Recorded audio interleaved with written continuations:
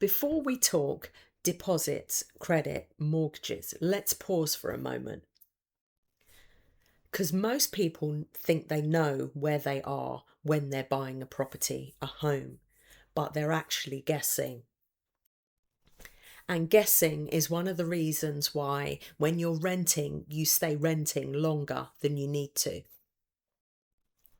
By the end of this video, you'll have a real understanding of where you are and where you need to be. Sound good? And this is the part that no one normally does properly. When I speak to my mortgage clients, I hear the same thing over and over again, time and time again. I'm not ready yet. I need a bigger deposit, but they don't know what bigger is. I need to improve my credit, but again, they don't know what that is. Or I'm not going to start bothering a mortgage advisor now. I will work it all out and then see the mortgage advisor. And then you've got those other people who compare themselves to their friends or their parents 20 years ago or to social media. Instead of facts, what they need is facts. When you don't have facts, you hesitate. When you hesitate, months turn into years. That's why the average, well, I can't 100% say, but at the end of the day, 9 years to save up. The average is 9 years to save a deposit. There must be a quicker way, right? And there is. When I teach Get Mortgage Ready, that is the mortgage preparation. I teach with 3 pillars. So the first pillar is deposit. It's not just about how much you've saved. The lenders care about how much you have, how consistently you're saving, because they look at the bank statements and they look at the build up of the saving of the deposit and where did the money come from. Those are the main things that they look for when they're looking for a deposit, depending obviously whether it was a gifted deposit or whether it was a savings. They do look at the build up, they do look at where it came from, because there are anti-money laundering rules, and obviously that's another thing to look at. A smaller deposit with clear, consistent saving behaviour is much stronger than a big deposit that's just random. And this catches people out more than you'd think. Yeah, it surprises my clients all the time when a lump sum of money just comes into their account and they wonder why that is being questioned. The second pillar is a credit. Now, as I've said in several videos, but I will break it down here, your credit score is not the same as your credit profile. Lenders look at your behaviour, not just the number. They actually do their own credit scoring in the background. So that's why they don't really care about the credit score. The credit score is an indicator for you to help you understand your credit report a bit better, but it's not something the lender uses. What the lender looks at is the whole history, which is why when I speak to my clients, I check my file report that has all the detail. They want to see missed payments. They want to see the actual balances, and they want to see your use of credit over time.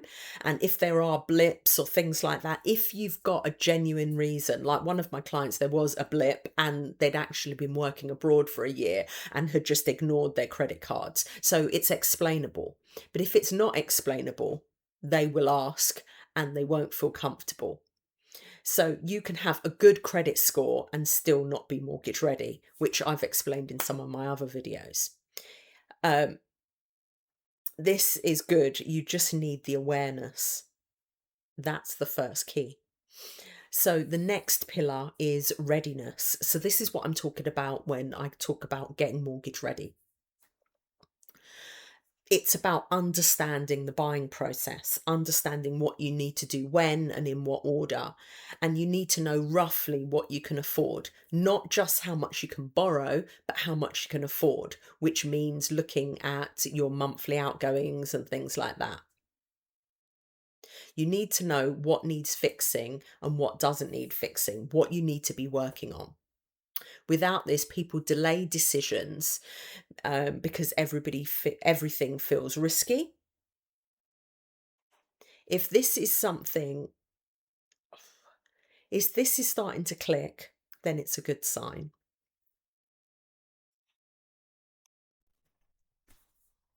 People don't always need more information. After all, there is so much information out there, be it on social media, be it on Google, be it from family and friends. But what you need is something that's personalized for you.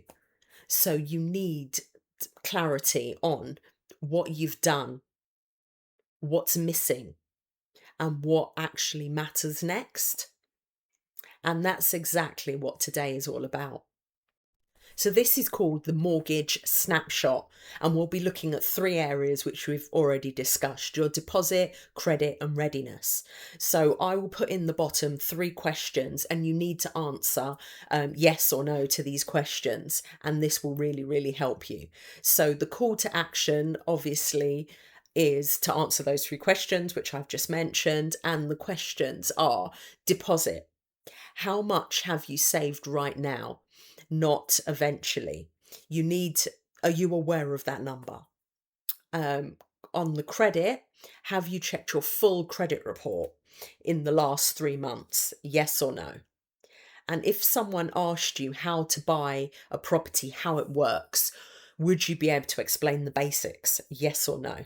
This isn't a judgment. This is just for us to do a snapshot and know where you are. So you can put these questions, one, two, three, yes or no, in the comments.